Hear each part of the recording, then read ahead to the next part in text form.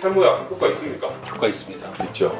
언제부터 먹어야 될까요? 먼저 환자 상태를 먼저 파악을 먼저 하고요. 만 19세 이후에 그때부터 시작하는 게 낫긴 하거든요. 부작용이 되게 많다라고 이야기가 많잖아요. 발기부전이나 성욕감퇴 같은 거를 일으킬 수 있다. 좀 오버된, 과장된 그런 인식인데 이 탈모약이 여자한테 진짜 안 좋다. 야 근처에도 가게 하면 안 된다. 막 이런 말이 되게 많거든요.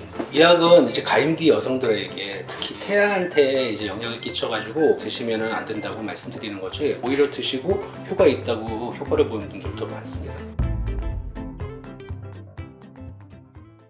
안녕하세요. 글로의 의원 박상환 원장입니다. 반갑습니다. 전 글로의 의원 강찬수 원장입니다. 두 분 탈모 치료는 많이 해보셨나요? 치료를 받아봤냐고요? 아니 많이 하셨나요? 네, 했습니다. 엄청 많이 하셨죠. 숫자를 셀 수가 있을까요? 약 횟수로 15년 정도 됐으니까요. 하루에 한 명씩만 봐도 한 5천 명은 넘겠는데요? 아, 네. 최소?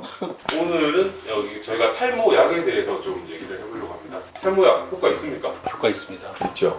네. 이 탈모약이라면 어떤 것들이 있을까요? 탈모약을 말씀드리기 전에 탈모가 왜 어떻게 일어나기 때문에 그거에 대한 치료를 어떻게 하는지를 말씀드려야 될 것 같거든요. 탈모는 원래 머리가 빠져서 안 나오는 게 아니고 머리가 계속 가늘어지면서 수명이 짧아지면서 솜털화되는 게 탈모예요. 그러니까 치료도 가늘어지는 걸 막아주고 조금 더 굵게까지 만들어줄 수가 있는 게 이제 탈모 치료고 기능이죠. 탈모약이라고 하면은 호르몬 계통에 관련되어 있는 두타 계열이라고 얘기하기도 하고 피나 계열이라고 얘기하기도 하고 두 가지 약을 먼저 설명을 좀 드리고요. 그 외에는 바르는 약으로 미녹시딜 성분의 약을 설명을 하고 있고요. 방금 말씀하신 약들이 어떤 원리로 이 탈모를 치료하는 걸까요? 계속 가늘어지면서 솜털화되는 게 탈모이기 때문에 굵고 건강하게 조금 더 자라게끔 해주는 게 치료인데, 탈모 치료를 딱 약으로만 봤을 때는 확실하게 100% 만족감을 줄 수는 없습니다. 하지만은 몇만 개의 우리 머리 지켜주고 더 진행되기 전에 막아주고 이런 효과는 확실히 있죠.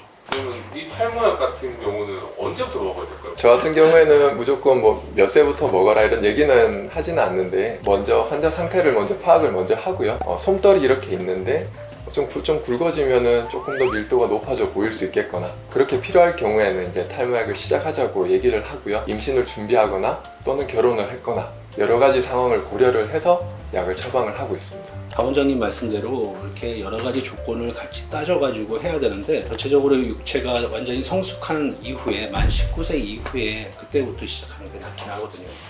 탈모약 하면은 사실 부작용이 되게 많다라고 이야기가 많잖아요. 한 10명 중에 뭐 5명 이상은 물어보는 것 같아요. 부작용 때문에 먹어도 되냐. 제일 중요한 거는 남자가 이제 먹는 약이니만큼 성적인 부분에서 좀 취약하다. 그러니까 예를 들어서 발기부전이나 성욕감퇴 같은 거를 일으킬 수 있다. 좀 오버된, 과장된 그런 인식인데, 진짜 정상적인 성인 남자들한테는 거의 안 생기거든요. 만에 하나 생긴다 하더라도 몸이 오해를 해서 생기는 거기 때문에 꾸준히 먹게 되면은 그걸 극복하는 경우가 더 많고요. 끊으면은 다시 원래대로 돌아오니까 처음부터 겁먹고 안 드시는 것보다는 꾸준히 드시면서 탈모 치료를 하는 게 훨씬 더 좋다고 생각합니다.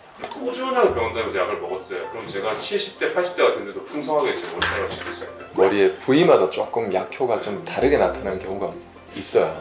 앞쪽이냐, 가운데냐, 뒤쪽이냐, 옆쪽이냐에 따라서 약효가 좀 다르게 나타날 수 있거든요. 거기에 따라서 약을 복용을 해보면서 아까도 얘기했듯이 탈모약 외에도 미녹시딜이나 이런 것들을 좀 같이 사용을 하게 된다면 풍성하게 관리를 할 수 있는 사람도 있어요. 마라톤처럼 꾸준하게 긍정적인 마인드를 가지고 하는 게 제일 좋을 것 같아요. 원장님께서는 지금의 머리카락 지키시고 계실 것 같으십니다. 지키고 싶죠. 지키고 싶고 저 같은 경우는 이제 가족력이 좀 있어요. 저 윗대로만 이렇게 딱 가족력이 있기 때문에 굉장히 걱정이 많았거든요. 그래서 저 같은 경우도 탈모약을 복용을 한 적도 있었고요. 미녹시딜도 사용을 해봤고 꾸준히 관리를 하려고 노력을 많이 하고 있죠. 혹시 여자분들도 많이 치료하러 오시나요? 그럼요. 여자분들도 민감하죠. 탈모약이 여자한테 진짜 안 좋다. 야 근처에도 가게 하면 안 된다. 막 이런 말이 되게 많거든요. 그 약이 바로 아까 말씀드린 먹는 약. 이 약은 이제 가임기 여성들에게 특히 태아한테 이제 영향을 끼쳐가지고 가족 계획 세우고 나서는 남자도 한 6개월 정도는 끊으시는 게 좋아요. 그러니까 여자분들, 가임기 여성분들은 드시면 안 된다고 말씀드리는 거지, 자녀 계획이 이제 전혀 없고 육체적으로도 그러신 분들이 오히려 드시고 효과 있다고 효과를 보는 분들도 많습니다. 나 이제 애 좀 낳아야겠다 하면 언제부터 이걸 좀 끊는 걸까요? 약에 따라 좀 다른데요. 대체적으로 피나 계열 약은 1개월에서 3개월, 두타 같은 경우에는 3개월에서 6개월 이렇게 얘기는 하긴 하는데 두타 계열을 조금 더 길게 생각을 하고 끊으시라고 얘기를 하고요.